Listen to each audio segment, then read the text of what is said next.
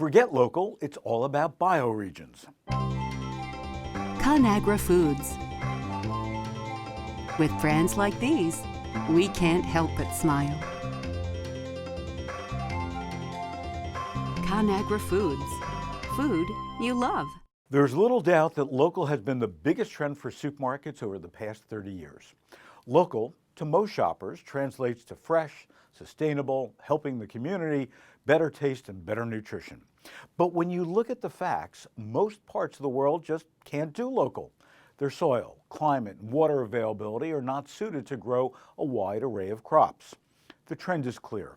Over 85% of consumers polled by the NGA Supermarket Guru Consumer Panel Survey reports that they chose a grocery store based in part whether it stocked food from local or regional producers.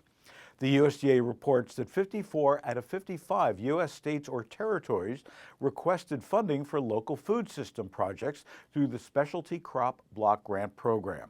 As a result of building the infrastructure to support these needs, much confusion still surrounds what local is and what is not.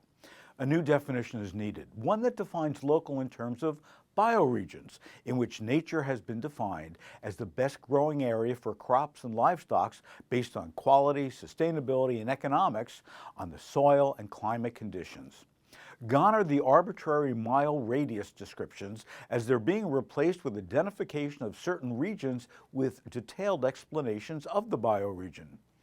Food writer Mark Bittman, who is also now the Chief Innovation Officer at Purple Carrot, a startup vegan meal kit offering, shared his frustrations in a column he penned in Fast Company. And I quote, "Ultimately, we want to challenge the distribution networks that dominate how plant-based ingredients are sourced. Probably something like 95% of the fruits and vegetables that are sold fresh rather than processed," he's not talking about corn and soybean, "in the United States come through huge urban distribution centers.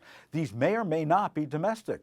More than half of Americans' fruit and vegetables come from abroad and may or may not be organic. What I do know," he goes on to say, "from the customers I've spoken to directly, is that they're expecting a certain level of what we might call curation around our ingredients. Some assume that our ingredients are organic. Some assume that they're local, depending on how you define local. This is kind of a silly expectation, since we're shipping many of our boxes hundreds of miles." Bittman prefers to use the term agroecological to describe a system that produces responsible, sustainable, ethically produced food. But he is challenged. While he needs a reliable sourcing for a commercial enterprise that serves thousands of customers, he says it's currently futile.